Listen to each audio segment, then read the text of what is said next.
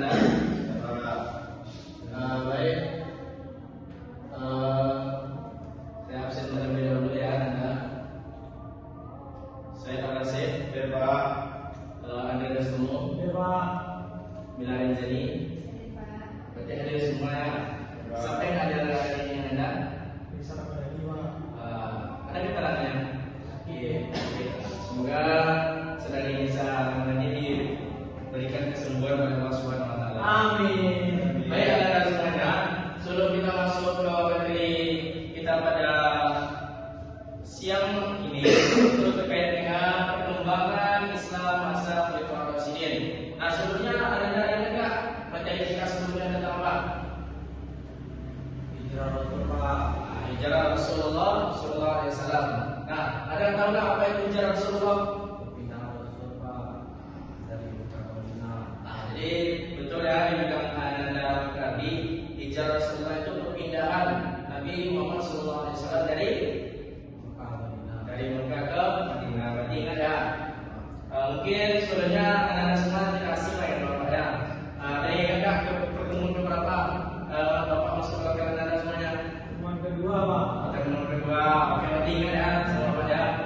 Baik, materi kita selanjutnya yaitu perkembangan Islam masa Khalifah Rasyidin.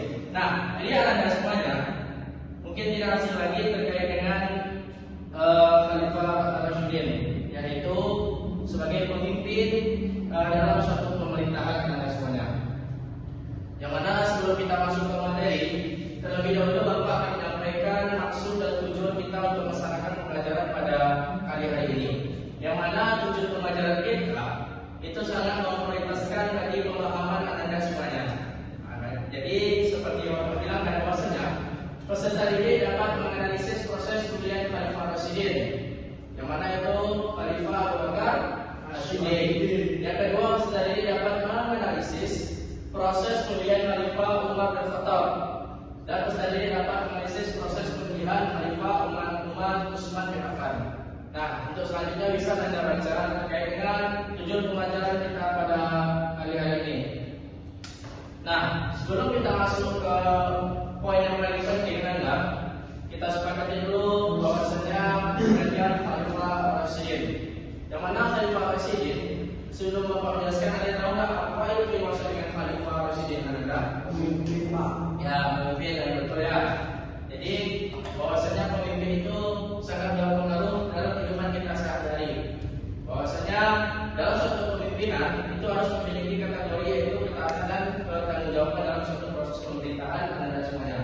Maka kalau kita kaitkan dalam dunia nyata, pemerintahan itu sebagai pemimpin tertinggi kita seperti presiden dan lain sebagainya. Itu kalau kita kaitkan dalam kehidupan kita itu nyatanya. Yang mana Khalifah itu para pengganti atau pemimpin. Sedangkan di sini orang-orang yang dapat petunjuk. Nah, jadi pemerintahan Khalifah Rasyidin itu sebagai petunjuk dari Allah Subhanahu Wa Taala untuk memproses dan untuk mempertahankan dan untuk menggantikan Rasulullah Sallallahu Alaihi Wasallam ketika beliau wafat. Itu yang disebut sebagai Khalifah Rasyidin Anda. Itu pengganti pemimpin dari untuk menggantikan Rasulullah Sallallahu Alaihi Wasallam. Yang mana berdasarkan Al-Quran hadis serta mencontohkan kepemimpinan Rasulullah SAW. Yang mana masa pemerintahan Khalifah Rasyidin itu berlangsung pada tahun berapa Anda? Ada yang tahu? Tidak, Pak. Tidak ada yang tahu ya? Jadi keberlangsungan pemerintahan Khalifah Rasyidin itu berlangsung pada tahun 632 sampai 661 Masehi. Itu terkait dengan keberlangsungan terkait kepemimpinan Khalifah Rasyidin. Selanjutnya kita masuk latar belakang pengangkatan Khalifah. Nah, jadi perlu Anda ketahui bahwasanya setiap suatu permasalahan itu ada memiliki namanya penyebab ataupun permasalahannya. Yang mana pengangkatan Khalifah Rasyidin itu memiliki beberapa latar belakang Anda yang perlu dan Anda wajib ketahui terkait dengan apa yang melatar belakangi dimunculkannya Khalifah Rasyidin, apa yang menyebabkan dimunculkannya atau dibuatkannya suatu pemerintahan yang disebut dengan Khalifah Rasyidin. Yang nama itu bisa kita garis bawahi Anda, itu disebut sebagai latar belakang pengangkatan Khalifah Rasyidin. Yang mana secara tidak langsung pengangkatan Khalifah Rasyidin itu disebutkan beberapa faktor. Yang paling penting, yang paling kita ketahui, yang tidak dominan tadi, yaitu terkait dengan wafatnya Nabi Muhammad SAW. Yang mana pada pemerintahan itu umat Islam itu sangat sedih terkait dengan pemerintahan Rasulullah SAW. Yang mana ketika itu melakukan musyawarah di Sabiqah bin Sa'idah untuk menentukan pemimpin umat Islam. Yang mana pada itu situasi atau keadaan umat Islam itu sangat kacau benda, yaitu terkait dengan wafatnya Nabi Muhammad SAW. Yang mana banyak dari umat Islam itu tidak mempercayai bahwa Nabi Muhammad SAW itu telah tiada atau wafat. Hal demikian itu dilaksanakan itu musyawarah, yang itu disebut sebagai apa musyawarah yang dilakukan oleh zaman itu adalah penggantian pemimpin. Yang disebut sebagai apa musyawarah? Yaitu musyawarah Saqifah Bani Sa'idah, yaitu dilakukan oleh pada masa tersebut untuk menggantikan dan untuk melanjutkan kepemerintahan Nabi Muhammad SAW. Yang mana masa itu berlangsung pada 632 Masehi sampai 660 Masehi. Dikenal sebagai kepemimpinan yang adil dan sederhana. Yang mana setelah melaksanakan yang namanya musyawarah dari Sabiqah Bainah tersebut, maka disepakati beberapa pemimpin untuk menggantikan atau untuk menindaklanjuti Rasulullah SAW. Menurut anda semuanya, siapa pengganti dari untuk menindaklanjuti dari Nabi Muhammad SAW? Ada Abu Bakar, Pak. Ya, Abu Bakar. Selanjutnya Umar, Pak.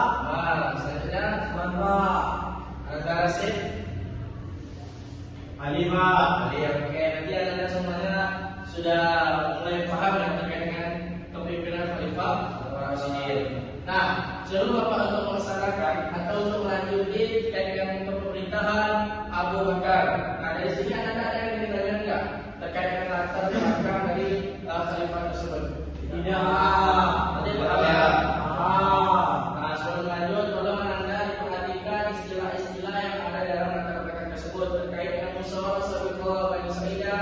Itu menjelaskan apa saja dan apa saja yang dimusyawarahkan dalam pemerintahan tersebut dan siapa saja orang-orang yang menggantikan Rasulullah SAW. Paham ya anda? Nah, kita lanjut ke selanjutnya, yaitu Abu Bakar As-Siddiq. Nah, Abu Bakar As-Siddiq ini itu pemerintahannya itu pada tahun berapa anda? 632, Pak. Sampai 634, Pak. sampai 634. Nah, Abu Bakar ini merupakan seorang sahabat Nabi Muhammad SAW sekaligus pengganti dari kepemimpinan pemerintahan yang dilakukan oleh masa Rasulullah SAW. Yang mana Abu Bakar ini merupakan kepemimpinan atau Khalifah Rasyidin pada tahun 632, yaitu pada pemerintahan yang pertama ada. Yang mana setelah Nabi Muhammad SAW wafat, maka dilaksanakan dengan musyawarah tersebut, maka dia tidak lanjuti sebagai Abu Bakar untuk mengganti pertama Rasulullah SAW. Pada awal kepemimpinannya muncul banyak tantangan seperti nabi palsu, orang murtad, dan kelompok yang menolak membayar zakat.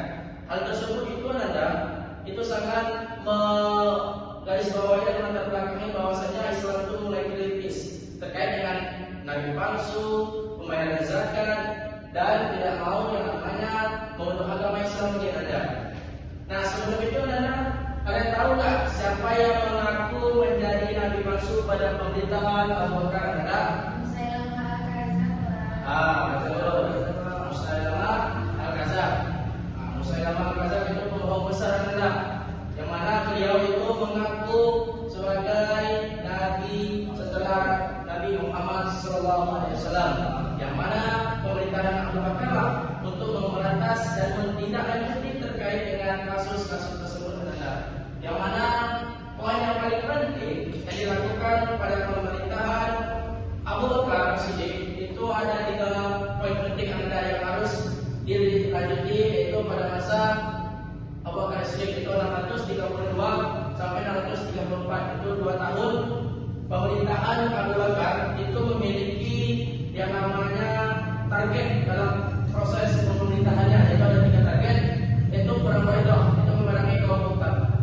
Nah, pada masa tersebut ada banyak orang Islam tidak mempercayai yang namanya wafat Nabi Muhammad SAW, tidak percaya terkait dengan pembayaran zakat, karena istilahnya pola pikir masyarakat jahiliyah dulu ada ketika Nabi wafat bahwasanya zakat itu sudah tiada. Maka dari Abu Bakar untuk menindaklanjuti terkait dengan kasus tersebut.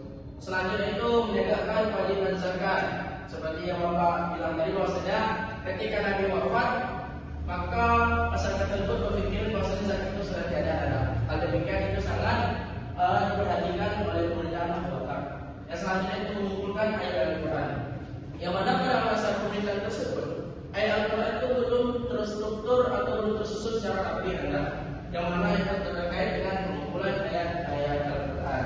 Nah, jadi dari pemerintahan Abu Bakar sendiri ada yang ditanyakan anda? Nanti paham ya? Paham terkait dengan pemerintahan Abu Bakar sendiri yang harus anda pahami.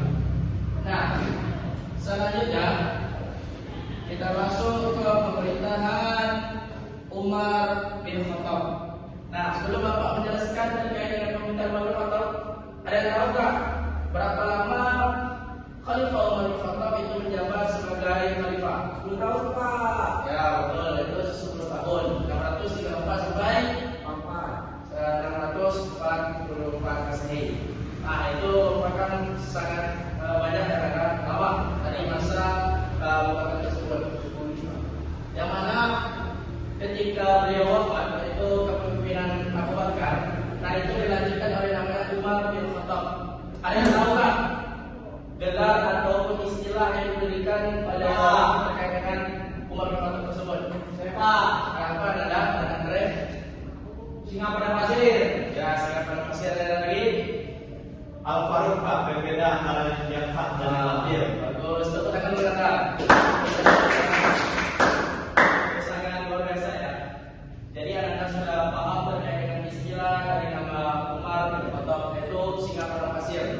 Nah, singa pada pasir itu ialah merupakan suatu kepemimpinan yang tegas dalam suatu tindakan anda, yang mana pada Umar bin Khattab itu mengatur terkait dengan bertiga program kerja yang mengistilahkan terkait dengan kepemimpinan kita yang ada. Karena kita harus berkaitan dengan kehidupan nyata. Karena kehidupan nyata kita itu dari kepemimpinan itu mengatur administrasi negara. Yang mana pada misalnya Umar bin Khattab itu sangat signifikan terkait dengan pengaturan administrasi negara. Selanjutnya itu mengeluarkan undang-undang. Nah, jadi terkait dengan pemerintahan Umar bin Khattab itu sudah mulai mengatur terkait undang-undangan dan terkait dengan pemerintahan peraturan pada masa Umar bin Khattab. Selanjutnya itu membentuk departemen. Nah, ada yang tahu nggak anda terkait dengan departemen tersebut pada istilahkan pada zaman kehidupan kita? Apa? Anda tadi? Apa? Berumah kurang tepat ya.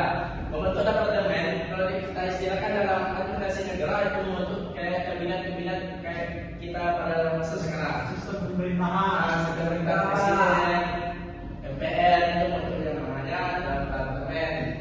Nah, sebelum Bapak lanjut, ada yang ingin ditanyakan anda? Berarti sudah paham ya? Nah, jadi sudah paham terkait dengan pemerintahan Umar bin Khattab, pemerintahan Abu Bakar Siddiq. Nah, sebelumnya Bapak akan memberi sedikit evaluasi anda semuanya terkait dengan pembelajaran kita pada kali hari ini. Karena kurang afdol ketika kita melaksanakan pembelajaran, kurang tepatnya kalau kita tidak melaksanakan nama itunya evaluasi, itu pengulangan materi kita. Yang mana pada kesempatan kali ini Bapak akan membagi anda dua kelompok ya terkait dengan evaluasi kita pada pembelajaran kali hari ini. Tujuannya itu untuk memanfaatkan anda semua untuk menganalisis pola pikir anda dan mengatur terkait dengan pemahaman anda semuanya. Nah, kalau dari bentuk kelompok pertama itu Bapak minta kepada Nanda Rasid dan Nanda Andre, silakan bentuk Nanda kelompoknya. Nah, selanjutnya kelompok kedua Mila dan Artia. Karena Bapak akan mengasih tugas yang perlu dipahami ya.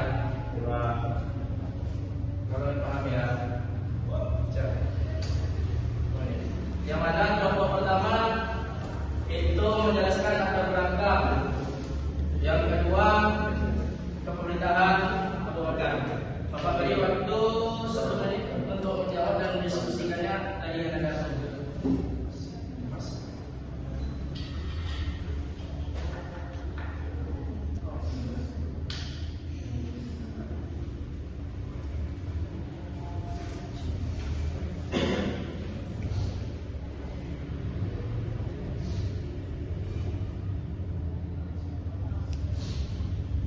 Dari misalkan maju ada nomor 1.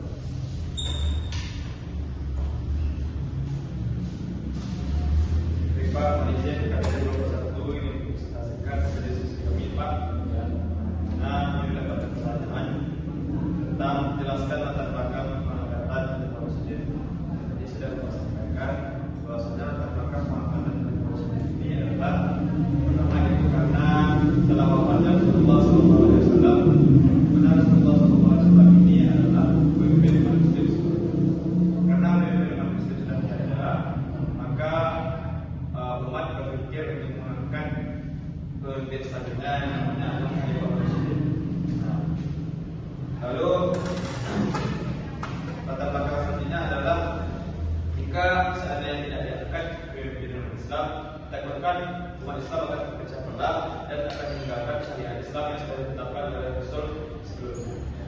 Itu solusi kami Pak. Terima kasih Pak. Baik, saudara, kasih aplaus dulu nomor 1.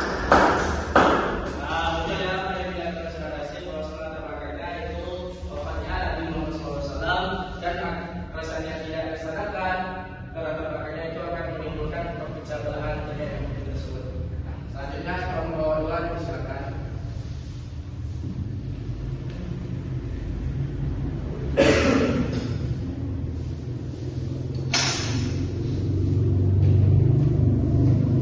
Nah, kami dari nomor 2 akan presentasikan diskusi kami yang pertanyaannya yaitu jelaskan pemerintahan yang dilakukan masa pemerintah Abu Bakar.